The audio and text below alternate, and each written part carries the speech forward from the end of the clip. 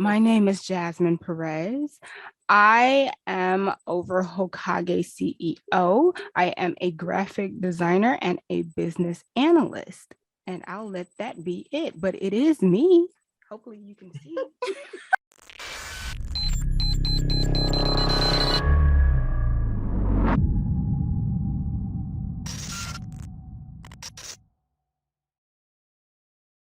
Hey, it's Kellen, and today on Diversified Game, I have the wonderful.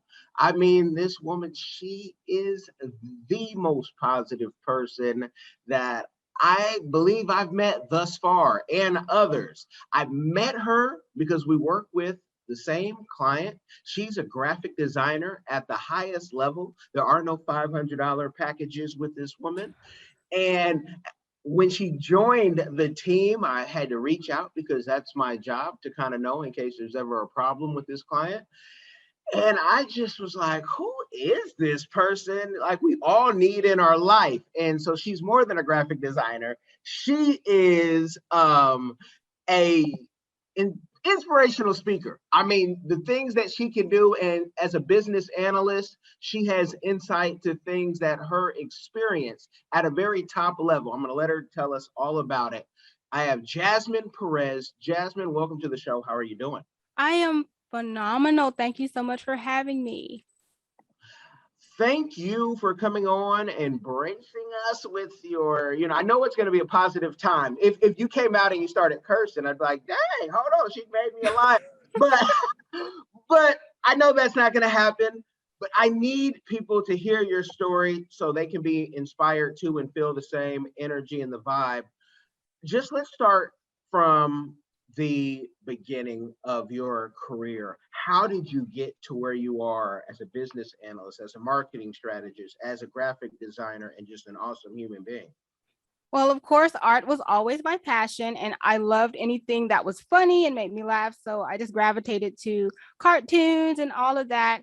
Now, I did grow up in a very toxic environment. This is not the so pretty part, but we'll get to the victories later on. But my environment was very, very unique growing up. So I needed an escape.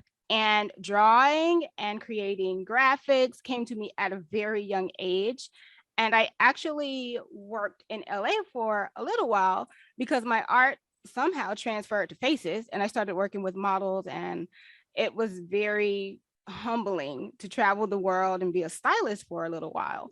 But yes, I started drawing at a very, very young age, and everyone would tell me, oh, this is so great. And I was like, you guys, this is trash. My art is trash. But it really I was able to express myself through what I did, and I still do that to this day. So that's one of the main little brackets that really made me who I was, like from when I was younger. Now, when you started drawing, give us, was it on a were you pencil and pad? Were you stenciling out, or did you jump already and have like a Wacom tablet so you could make digital art? Where'd you start? I started drawing when I was like 6. Of course, there was no tablet. There was just me and my imagination, paper, friends. I would draw tattoos on my friends, and their parents would be angry because I would draw them in permanent marker, and they would come home with Winnie the Pooh on their arm. Um, I don't know how I did not become a tattoo artist, but yes, whatever. Walls, people would pay me to do murals, graffiti, whatever it was throughout the course of my life between 6 and like 16. It was just whatever I could paint, I would. And then, of course, as I got older, people started doing digital art. I didn't know what that was. So I would scan what I would draw and I would use my scanner. I would upload it. And there was this place called Deviant Art. I'm not sure if it still exists, but I would put my art there and people would encourage me. So then after time went on, I just met some fabulous people and they loved my spirit. And they're like, we need you to work with us. Like, you have great work, but that's like secondary. We just want you around. And that kept spreading. And I'm like, you guys, I'm okay.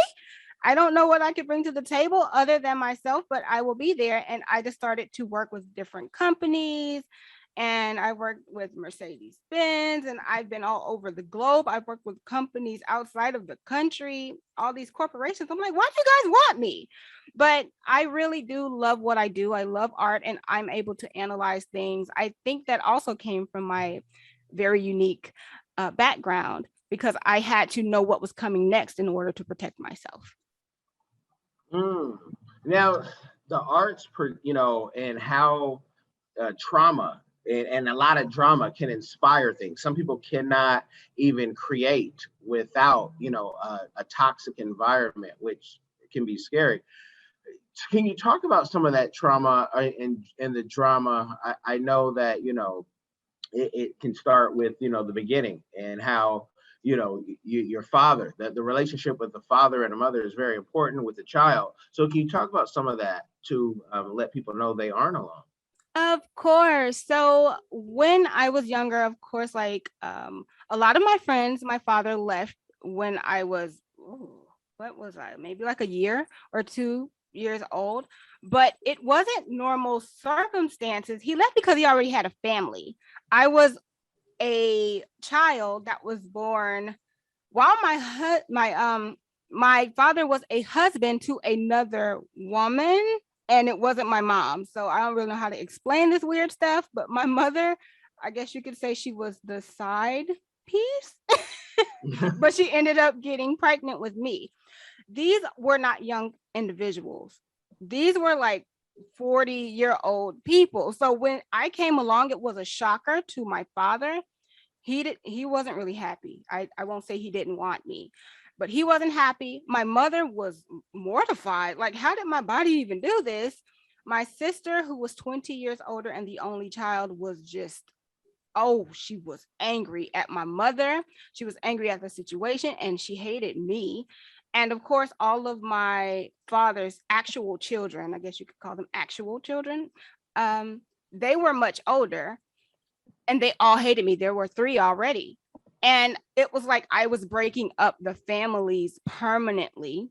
And I was just confusion, a bundle of little confusion. So when I grew up, I could feel that animosity. And even though I was a child, I remember commentary: you should have never been born. You are just worthless. You're going to grow up and be ashamed, and we just hate you. I remember that. I remember a man in my life telling me how ugly I was, and I was 3 years old. And I just didn't have any protection. I didn't know how to protect myself, and I didn't understand boundaries. I also had been kidnapped when I was younger. My mother and father would spar, like this is Sparta. So there would be knives that were like the size, like butcher knives, would be covered with blood all around my home. um, Gunshots were not uncommon. I could still go to my mother's house and see like gunshots from where my dad just lost it. He also pointed a gun at my mother's head and said, if you don't get your sister, which was my aunt, duh, if you don't get your sister out of this house because I don't like her, called her an expletive. I'm trying to be very, very careful with my words, people. If you don't get her out of this house, I'm going to kill you and that child. And I'm like, I just I took in so much toxic negativity that I promised myself. I remember I was crying. I did not believe in God. I was a kid who just felt like I was made to be abused. And oh yeah, and I was also sexually abused. I won't get into that, but there was just so much brokenness, and I felt like I couldn't speak to anyone. I couldn't talk to anyone. And of course my art started to reflect that. It got really dark, but it helped me to not become a dark person. I got it out through my art. So I encourage any artists who are going through like this dark phase and you're drawing all these morbid, twisted things, and people are like, oh my gosh, that's demonic. Sometimes you have to express yourself to get out the hurt and the trauma, especially if you're younger, because you don't have another option. Okay, so I want to encourage you to just, keep going and all of that. But back to the story. As I got older, I got surrounded by people who could have pulled me into the streets hardcore, but I decided to do a lot of damage myself. So I could go deep into me getting into alcohol and all these other things, but they were so short-lived because God had a calling on my life. He just needed for me to be able to understand anybody who was hurting. And when I tell you I can understand your local witch, I can understand your local alcoholic, I can understand someone who's been sexually abused from a very young age and doesn't have anyone to talk to and isn't close to their family. I can understand so many people. So it makes me connect in a new way. And I'm just filled with love and positivity towards individuals because I can comprehend what they may or may not be telling, other people. I can just look in their eyes and I can see that. But yeah, I remember just saying, God, I want to be positive. Once I finally just was at my wit's end and I didn't believe in him, I was like, I just want to be positive. And he did some things with that. So yeah. Wow. And and with that positivity, I mean, in this world, you can be so vulnerable because people are so, just ready to take advantage of someone positive. But, I know that and a lot of folks like yourself, they would find they would find someone who was just like their dad, right? But you are married, and with that, getting over all those humps, how did you not take it over to your marriage and be like, I'm going to make you pay? Because now once you sign that ring and that dotted line, you're kind of connected, right? And therapists will say, oh, you're using that person as a sounding board. Like, how did that relationship and keep intact, especially with you being a business person? I don't know if Perez is your maiden name, but if it's not, Hispanic guys get a hard they get a hard rap for being machismo, just like African men. Like, you can't be working and doing that. You're working too much. Like, how has that relationship from your childhood now to adulthood, how has that impacted you in your marriage? Well, what I'll say is this. I realized that hurt never solved anything. When I was very young, I noticed that the people who were hurting me obviously had been hurt. And you also have to think that I saw generational curses form where my mother would act just like her mother, but she wouldn't notice it. And it was the weirdest thing. I just be like, wait, you just cried because your mother said this to you, and then you turn around and you say the exact same thing to me. That's not healthy. And even though I was a child, I understood that. Okay. I understood that. So when I started to live my life, and truth be told, I didn't want to be married. I saw, oh, people got abused a lot around me. My sister had the most toxic marriage. She's still married. She's still married to the individual. Sorry. But yeah, she just would get called out of her name, and it was emotional abuse. And he never really laid hands on her, but I almost wish he would have, because that would have given her something to look at and just say, okay, I have to get out of this. But you know how it works when you can't see the trauma. But yeah, when it came down to me, I was like, I don't have to repeat these patterns. And I told you the analyst part of me started because of the trauma, because I could forecast, okay, it's Wednesday. I know that my sister will be acting this way and my mother will be acting this way. So when it came down to marketing and art, I'm like, well, this is what's going to be happening in March, because this is what we've already seen the pattern of over the past couple of years. So I've just been able to just like use what hurt to move forward. But marriage was easy because I was like, I put down all of the things that I could pick up to hurt someone, and I genuinely will not utilize those tools. I will only use positivity and love. And I did a lot of soul searching. I had to read books. Oh my gosh, this is from a very young age too. I really just decided I wanted to be a different type of human being, and I wanted to max out the bars of life. If you play video games, I wanted to just max out my life and just be positive in everything, loving in everything, giving in everything. And I knew that God would cover all of those expenses, if you will. So yeah, I just decided to be different. And as far as the macho thing, everything is based on the individual. Everybody has their own upbringing and their own life that they had to really live in. So you could get to the most macho individual and have a conversation, and you could find out that they were a broken child. And then they will let their guard down with you, and you two can be perfectly fine. Now, you can then work on the macho thing as you grow in your friendship, but everything came because something happened.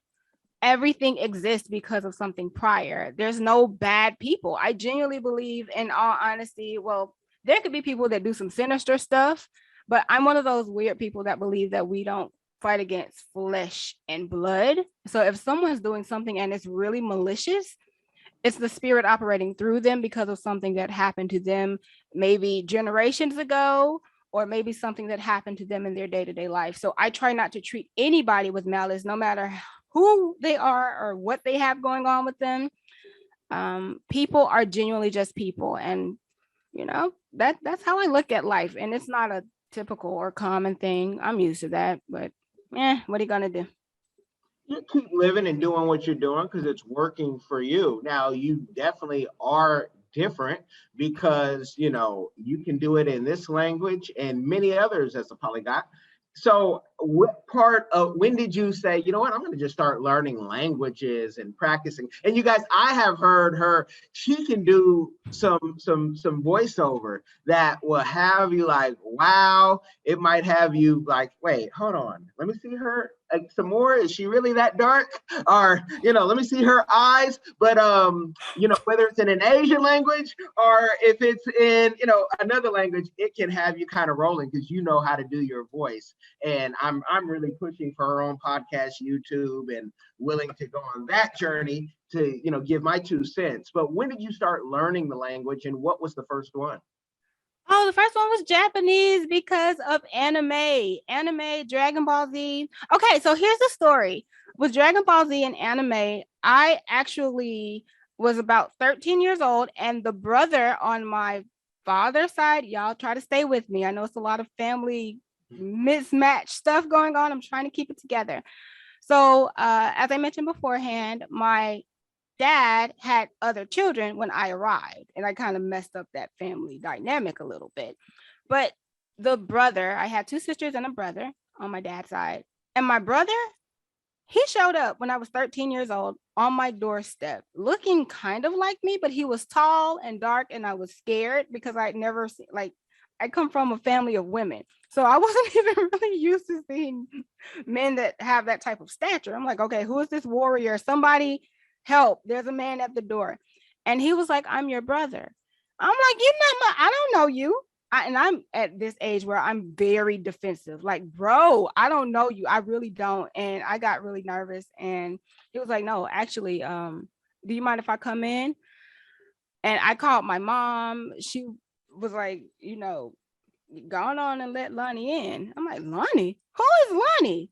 So I'm just so confused and I'm scared. And this gigantic man is like, so I know you don't know me, but I decided to put bad things to bed and just, come and meet you finally. And I'm like, okay. And he was like, well, I bought something for us to watch. I brought this Dragon Ball Z video. I don't know whether you're into anime or not. And I'm like, I don't even know what that is. I don't know who you are. What is this? So my first time meeting this guy, I think he was like 30 at the time, and I was like 13. He put in this VCR VHS thing into our VHS player, for those who know what that is. And the tape started playing, and there was this cartoon, and there was this guy with this spiky hair. Everybody knows who Goku is if you watch anime. But I'm like, okay, this is different. I'm still very stressed out and nervous, but I'm going to sit like very far away from this guy on this sofa and watch this. And they were speaking Japanese. I'm like, I like this, but I don't get it all of the way. So after we had our little, I guess, first little weird meetup, he would come over frequently and he would bring Japanese cartoons. And then he bought like Sailor Moon and all of these other things that I'd never heard of from overseas. And with me being in such a toxic environment that he did not know about, that became freeing for me. He had no idea what type of chains he unlocked just by being this very tall guy sitting miles away from me on the sofa, sharing these little bits of cartoons that he liked. So, with that being my happy space, it was easy for me to start picking up on voices and oh, kawaii, and all these other things would just like stick in my head as a happy space. So, the hard part came when I had to try to learn the language because I wanted to watch everything in its raw format. Some things came in English, but the mouth didn't move with the way it was supposed to. You know, it was like those old kung fu movies. Yeah. And I was just like, I don't like this at all.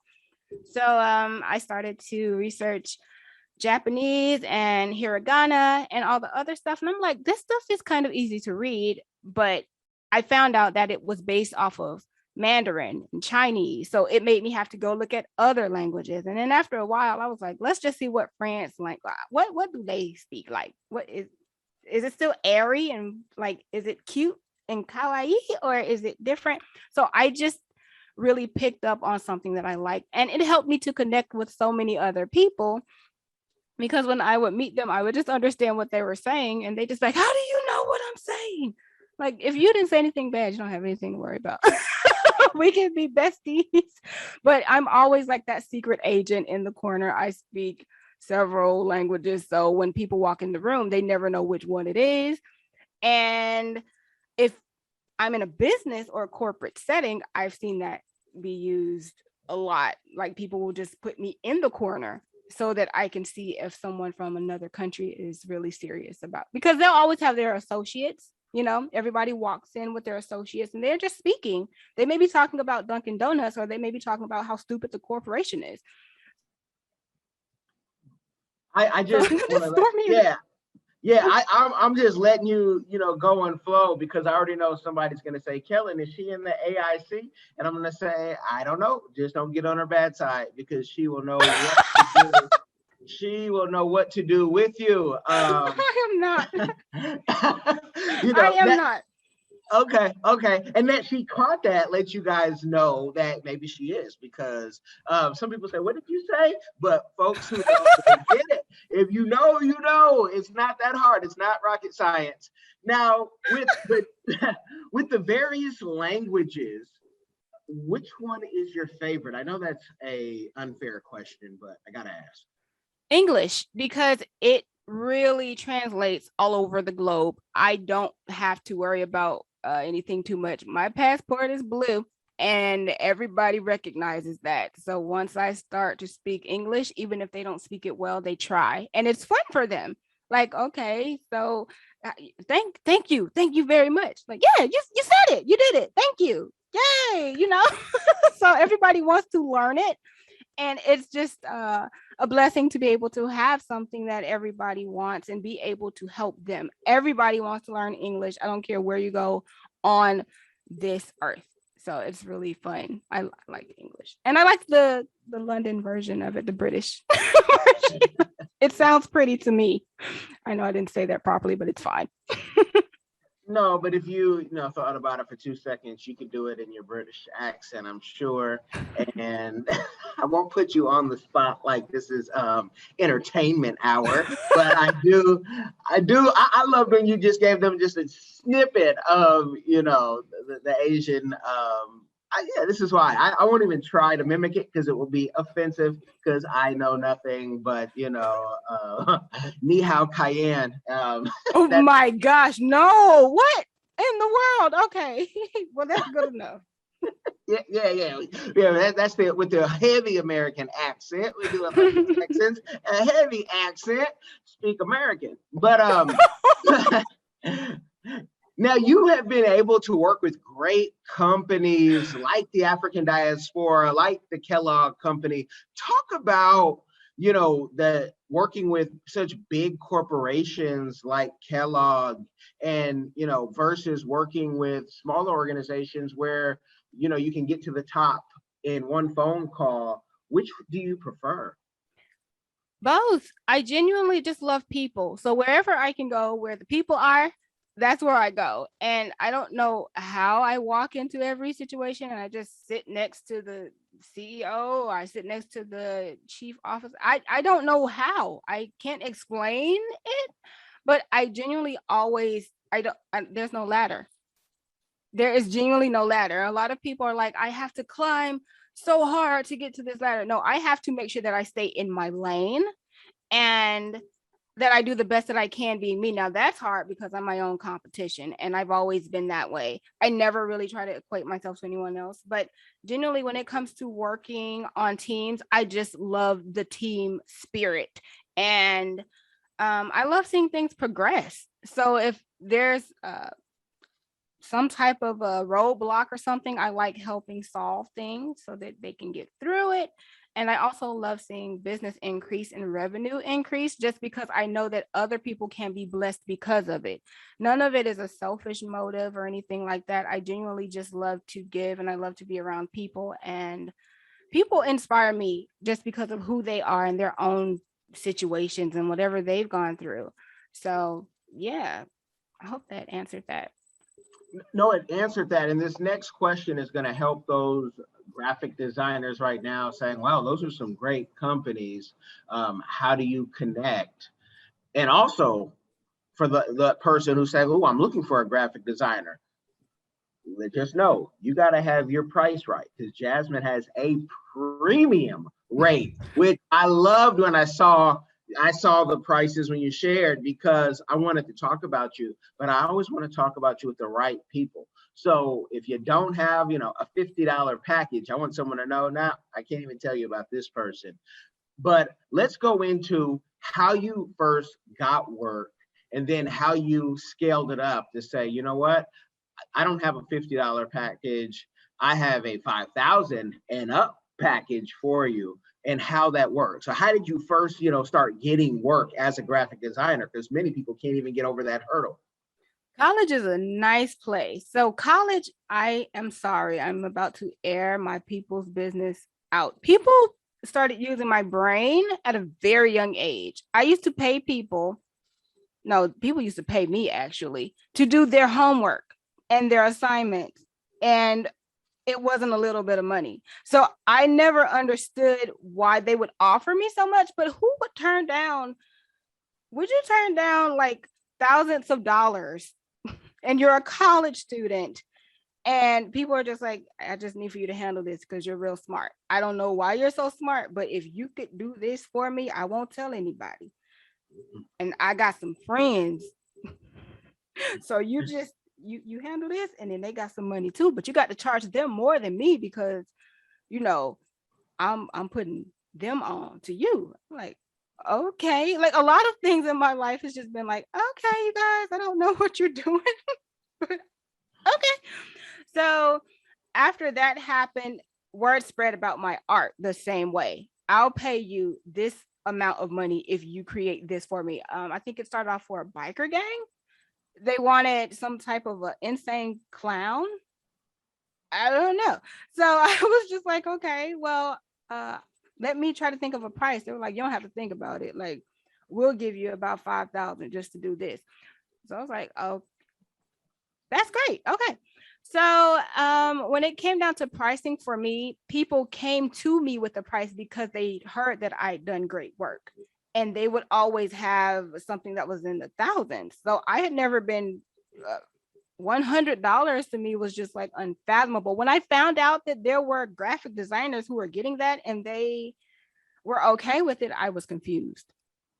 But as far as getting the jobs and people reaching out to me and all of that, once they spoke to me, maybe once or twice, they're just like, once again, we just want you around. We don't even care if you come in with guns blazing and you want to get everything done and all that. Like we're good. We just really want you around our people. Okay.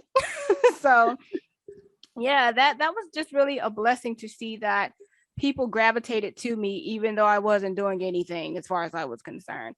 But I would say to those graphic designers who are putting in their work, that's a lot of work. We are paid to make things look simplistic, but You have to take your brain power and mash it together with something that will look intriguing. You have to make it marketable, and you have to use the color trends of today. You can't use something from the 1980s. You have to really just be focused and on top of things. And people usually don't want to pay for that. My advice would be to always make sure that you're getting your day's worth, because I've seen artists work, blood, sweat, and tears are just like pouring from their eyes and from their face. And they're just like, I've worked on this all day and I just got $50 for it. I'm like, well, uh, do you intend to keep getting $50 for it? Like, you could get more, but I won't force you. But yeah, it's usually just artists don't feel like they're good enough. And I think a lot of people profit off of that because of that whole, I don't think that it is good. I'm not a real artist. I don't have these clients. And I'm like, that's never been the case. If your work is good, people will pay for it. So, and if they don't want to, that's fine as well. Like, find someone else. And the fact that, you mentioned, I love this, a biker gang. Now, I know something about it. So I'm like, wait, a biker gang with the insane clown. I know that the Juggalos have the insane clown, but also Hell Angels, if you're talking, and I mean, they are, top of the top when it comes to outlaw gangs. Do you remember which one it was? And if you don't, that's fine. I don't remember which one it was. But how did they come to you? Because people are, I'm sure they told you this. Being so positive, you have to have a dark side, right? And it's okay to have a dark side. You just have to know that when your dark side is coming out, and it's okay, I want to repress it right now. Because yes, I could, like in the words of Clint Eastwood, a great American hero, shoot you in the face right now and sleep like a baby. But I won't, because I know that's not going to help me in the long run. So how did you get connected to a biker gang? How do they even get close to you? People have uncles. So if I draw and they actually pay for my drawing and they take it home, or if I've done a mural in a baby's room, or if I have done something a lot milder, I don't know how people can see it, but they're just like, you know what? Who did this? And what's their number or their address? Because it was back in the day when I started, they used to come to my door. So I had a lot of strange men knock on. That sounds so messed up. Edit that out. But I had so many strange men knock on my door in my lifetime and ask me to do things for them. And after that incident with my brother, who I'd never met, I was okay with strange men knocking on my door. So yeah. Well, but it makes sense, because, and I tell people this, I say there's nothing that you can do to me that hasn't already been done. And other folks can attest and be like, you know what, you're not going to put me in a weird position, and I know how to fight. And let me say this, because this is always a teachable moment. And I've said this on the show before, where my kids, 2 daughters, LondonandSydney.com, they don't play house. Ain't nobody the mama, the daddy, I don't care, cousins, friends, whatnot. Ain't nobody taking the big, thing of the box of the refrigerator, and ain't no shower time, ain't no house, period. It ain't happening at all in this house. Don't care who it is, don't care, kids will be kids. Nope, it's a new dimension. We're in the Twilight Zone, right? And we've been in it. So for me, I have my daughters do jiu-jitsu prior to COVID. They had to do it 3 days a week, because if someone's in between your legs and you're on your back, I want you to know how to get that sucker off of you, and don't be nice. But to have strange people knock on your door, and you've already been violated at a young age, some people get very numb to it. Some people, it's almost like how Muslim women are, have their, what is it, the surgery, not by force, the clitoris, not by force. So you're not scared, and something tells me you do know how to defend yourself, scratching eyes and all that at this point. But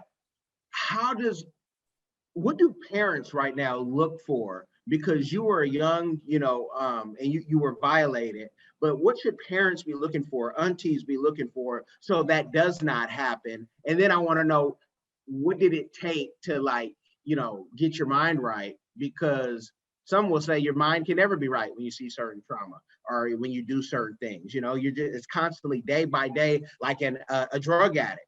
So those are two questions in one, and take your time to answer.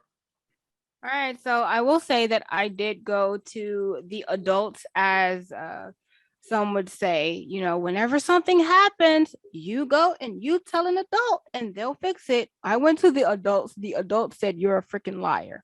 Get out of my face, you liar. Why would they do that to you?" So I was left with that.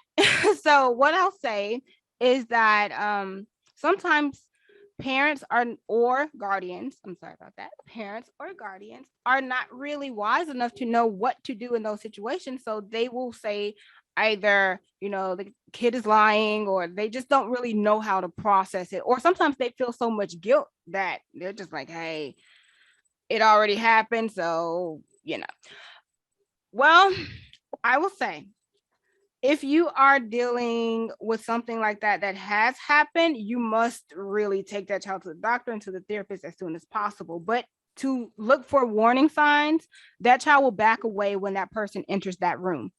They will just, like, something in that child's spirit will just be like, okay, I know what could happen. It may not happen because there are other people around, but watch for those 2 steps back. And all of us who've really gone through trauma can probably vouch and just say, look for the steps back. Look for the 1, 2.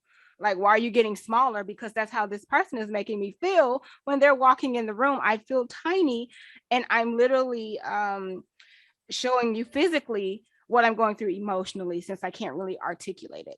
That's one thing. The second thing to look for is the nervousness. I used to bite my, what do you call these things? Fingernails. That's those.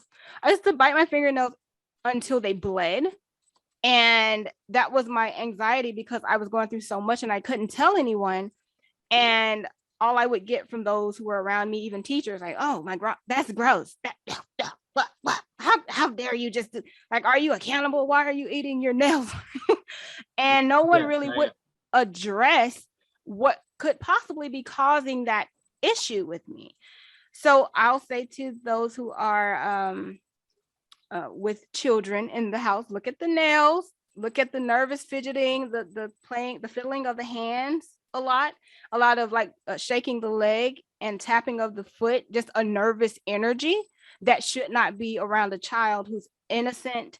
Now, some children are the exception and they're just nervous spirited, but if they weren't always that way and then something just triggered something, look for that nervous energy, something going on with their body, because that was a form of self-harm that I was really causing to myself, because I didn't really know what to do. And also the weight gain. A lot of people just say, well, my child's plump, or why won't my child go outside? Why won't my child play? Or they just, like they did with me sometimes, you're just getting so overweight. You need to stop eating so many Fruit Loops. You need to stop eating so many Pop-Tarts. Like, I can't eat them if they're in, like, you're buying them for me and you're telling me not to eat. But eating became a form of self-medication for me. And a lot of children, I had a friend, sorry friend, her son was getting very hefty and she was so angry, but she was also in a very toxic relationship, abusive relationship. And he, being the only young man in the house, he didn't know how to really deal with it because it was with his father. So who do you choose? He didn't know what to do. So he started to eat a lot. And a lot of that is basically to, if things got really, really bad, he could possibly pin his dad up against the wall and let his mom run free. And he was trying to get that weight on him. And as for me, I was trying to get the weight on me to keep people off me as well. So that became a lifelong struggle between food and myself, because it's not a drug. You can't get off of it like you can do, I guess, like crack, cocaine, go to rehab. With food, you still have to eat. And you have to just be able to have self-discipline and know what to eat and when to eat. So when I was young, I'm skinny in comparison to how big I used to be. I was 300. I don't know. I was a hefty young lady. I was a very heavy young lady. But that was to keep the people off me, to keep people from questioning me, to create something that would make people want to turn away and not possibly do certain things to me. And I also mentioned that I was kidnapped. And when I was kidnapped, the FBI had to become involved. And the first thing I noticed is that maybe, a kid doesn't think clearly, y'all. So I thought that if I was heavy, nobody could pick me up. So that's that's another reason why, I would just eat. And oh my gosh, cereal used to be my best friend. There were nothing but chemicals and sugar, but they put the weight on fast, and I noticed it even though I was a child. So I'll also say, if your child is experiencing some type of trauma, maybe they're just being bullied at school, maybe it's someone who's actually touched them physically, could be anything. Look for the weight gain as well. That's also a form of self-harm. And abusers, they know what they're looking for, whether you are skinny or fat. So I want people to just know, like, Yeah. I work in mental health, and I work with CPS and for CPS, and I've just seen it. And everything that you said, like when mothers don't believe their children, it's almost like your relationship isn't going to work out either way. So you might want to do more investigating to the child, because let's say the child is lying, which I don't even know if I've seen a case where a child lied. Maybe they look deeper into something out of hundreds and hundreds of cases. But your relationship still is going to be toxic because that child's telling you they're uncomfortable for whatever reason. So listen to the children. And if your child is a liar and lying on everybody, and you can prove that somehow, I don't know how, then you have another issue. Because I worked in a psych ward too. And I've seen kids who they can make up all type of stuff, but it's always from some trauma that they had in the house. Nobody wants to be in a psych ward as a 5-year-old and up. It's amazing how just believing or listening to kids, they just want to be heard. Now that we've given you guys all that great positive game, which it is positive because it can stop abuse in the future if you know what you're looking for. With all the success that you've had and the best is yet to come, what is a community give back that you are doing or that you plan to do in the future? So there's a food bank, and it travels from city to city in Atlanta. It's called the Harvest of Wellness. And I just try my best to push vegetables on the community, only because of what I've gone through. And I noticed that listen, I live in the South, okay? And there's a butter thing that happens. Whenever vegetables are nearby, people put butter and lard and ham hocks and grease, and it makes everything delicious. Okay. But it also takes away from the fact that it's a vegetable. So I figured that I could just kind of like maybe teach a healthier way to do it. So I went crazy trying to learn about different types of quinoa and grains and wild rice. And I'm like, maybe you could mix this in with like butternut squash and have it. Sometimes it doesn't go too well. Okay. But the cities have always welcomed me in with open arms to be able to just come and give away vegetables and give away food. I want to do that on a larger scale, but I have to kind of map that out because I have so much other stuff going on. So that's my give back number one. The second one is kawaii culture and anime culture. Oh my gosh, I don't know how to separate myself from it because it was such a happy point in my life with the Japanese cartoons and all that. So now it's weaved into my DNA. And whenever I try to get away from it, I get tethered right back in. So there are a lot of different things that I do within the community that helps children get into anime, and they absolutely love it right now. And I have to stay on top of the new anime, and there are a couple of expos and things that are happening that I actually have my hands in that I'm bringing the community into. So it's really cool to just see how things that made me feel bright and happy as a child can still resonate with me as an adult. So I still try to feel like I've never really grown up. I don't know what that even is. I guess that's that like Walt Disney whimsy type thing where it's just like, I'm old, but whatever, I'm still a kid. We're all kids. But yeah, I basically try to just give back. And any way that I can. And I'm one of those other people who just pass out money in the community because I feel like it. So probably not the wisest thing being a woman walking around doing that, but no one, I try to do it, hand to hand, like a drug deal. But yeah. That's how it should be. And that's let me tell you, folks, I have heard private conversations with Jasmine, and she has some of the most amazing conversations. And I'll just leave it at that, with people and connection. Like it's a God's gift. I mean, that's what it is. You can't buy that. You can't train it. I don't care if you're a John Maxwell speaker or if you're a Les Brown, certified trainer. It's a God-given gift that she really has. And I can hear someone say, Kellen, I want you to go more into the kidnapping. No, we're saving that for her podcast. And when the OWN network wants to reach her, I got to save something for Oprah and Jasmine. So let's end it by telling people, what are your plans for this year and next and beyond? Because there's somebody who keeps bugging you to say, hey, do a podcast, do a YouTube. There's a couple people who are bugging you. So when is it going to start? Okay, this year I'm going to go ahead and do it. I have decided to create this positive movement, and I am just going to let God use me. Yes, Kellen is right. Like 15 trillion people are always on my case to start a podcast, start a YouTube channel, start this and start that. And it's just like the things that would happen to me when I was younger, where people would encourage me to do things and just bring things to me. And I'm just like, well, okay. I mean, I'll try. And it's the same concept. I will certainly be doing that podcast, and I will allow people to just chat with me, and we'll have uplifting conversations. And what I want to see is, I want to see more people live their dreams and not be hindered by their past. And I don't care what their background is. I don't care where they come from. It's not just about investing in corporate stuff. I do all that. Who cares? That stuff is just going to pass away. But what people do and how you make people feel will last for forever. So I want to have a podcast where people can just pour it all out on the table. We can sort through it. Okay. And then they can go ahead, gather up those pieces and make something phenomenal, make something great.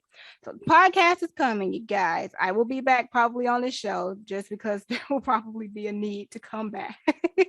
So podcast is coming. Things in the community having to do with anime culture. I have a lot of great things in the works with the youth. So that means my 20-year-olds and my 16-year-olds have all just come up with these great ideas. I know the people, so I'm like, okay, let's make it happen. And a lot of things have been set to move forward. So yes, a lot of positivity, a lot of animation, and yeah, that's really all I want, is just for positivity to move forward. So we may call it the positivity movement, or maybe major positivity. I think that's what it is. I think that's what I settled on, major positivity, like a soldier of positivity. Because it's gonna be hard. You're gonna fight. You're gonna have to fight mentally, spiritually, emotionally, and we're not gonna, lay hands on people unless we're praying.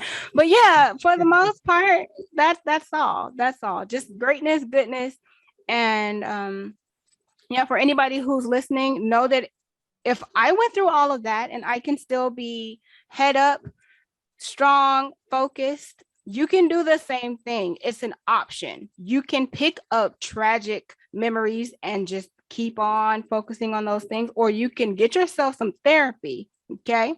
Read yourself some books, learn who you are and who you want to be, and be that change, and just pour light wherever you go. It's up to you whether you want to let God use you or you just want to sit in the darkness. So that's that. So I hope we can catch Jasmine in person at one of the conferences, like the Florida SuperCon or the UltraCon or whatever, when you make it down to South Florida. But until then, and until her podcast comes out, folks, you have gotten the game. Make sure, if you do nothing else, that you share this game with someone else to inspire somebody else. It costs you nothing. Jasmine, I thank you for coming on and blessing us with the game. Oh, it's been my pleasure. Anytime, anytime. Are you tired of the violence, tired of the injustice, police brutality, rampant discrimination, lack of gun control in this failed bias socioeconomic experiment called America? Or maybe you need a break from the relentless grind and want to regain control of your destiny, your wealth, your health, and your purpose. Diversifiedgame.com has the right course for you. Prepare for my first trip to Africa. Looking to reconnect with your roots, start a new business, or just a fresh start. Africa, aka the motherland, is waiting. Don't let the Chinese and the Mzungus have the fun and also take over the motherland.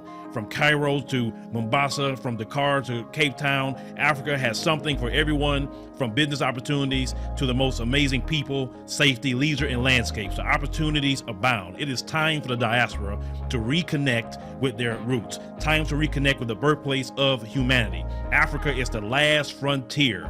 Get your head in the game and reclaim your legacy. The writing is on the wall. Babylon is falling. Give up the stress, grind, and violence inflicted on our people on this continent and prepare for a journey of restoration and joy by connecting with the land of your ancestors. Check out our new course and kick off your adventure at diversifiedgame.com.